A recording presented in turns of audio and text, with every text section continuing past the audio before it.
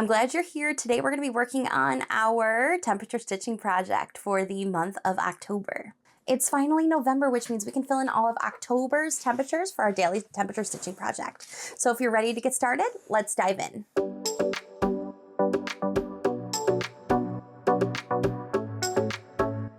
If you're new to the project, it's totally easy to dive right in. I will link the temperature color key and the stitching template in the description below, as well as a video to help you get started and a whole playlist to get you caught up. I've already collected all of our temperatures for the month of October, and we had a whole bunch of temperatures in the 40s, 50s, and 60s. I'm collecting the daily average temperature, so this is not the high, it's not the low, it's the average temperature in my area. Your temperatures may look a little bit different.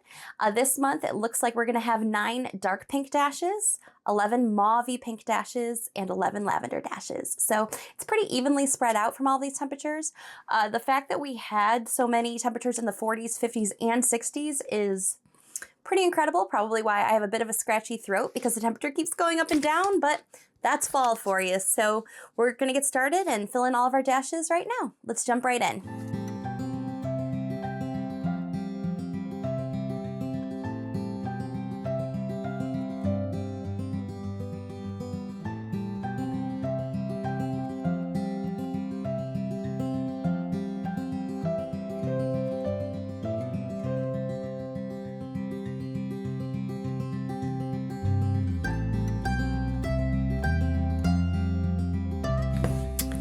And as a reminder, I absolutely love this embroidery holder. It really helps me for my projects. It's easy to spin around when I need to tie up my loose ends on the back of the project. If you're interested in checking it out, I will be sure to link it along with a lot of my favorite embroidery tools in the description below.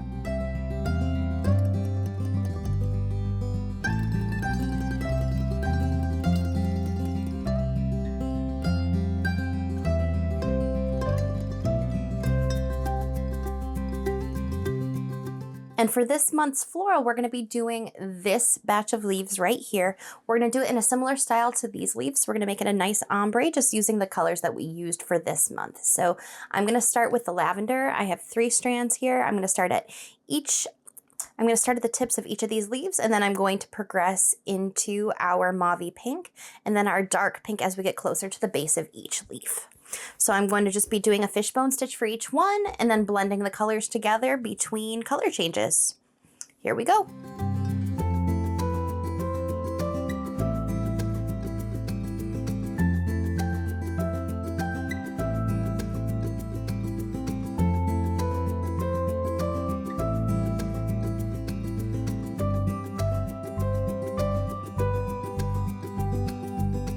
Okay, we've added all of the lavender. Now we're going to add the mauve pink, and we're going to blend it into our lavender sections for each of these leaves. We're going to do this by taking a stitch in between the last 2 stitches on each lavender leaf. It's going to help kind of give it a little bit of a blended look.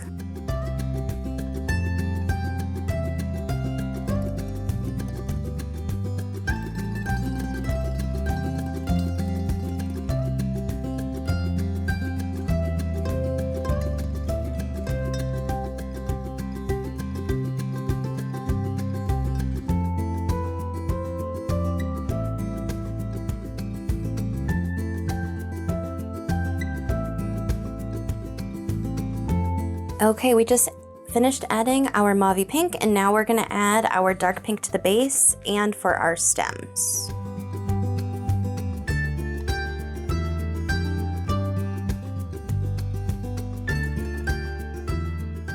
We're going to do a whipped back stitch for the stem, so I'm going to start putting in some back stitches as I'm moving between my leaves here.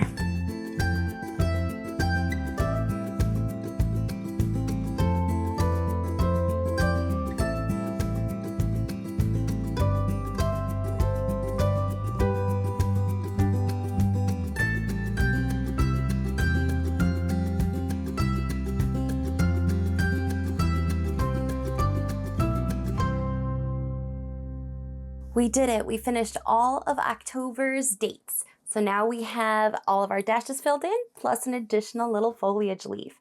I love how these leaves turn out. I love the ombre effect. I think they are just absolutely cool.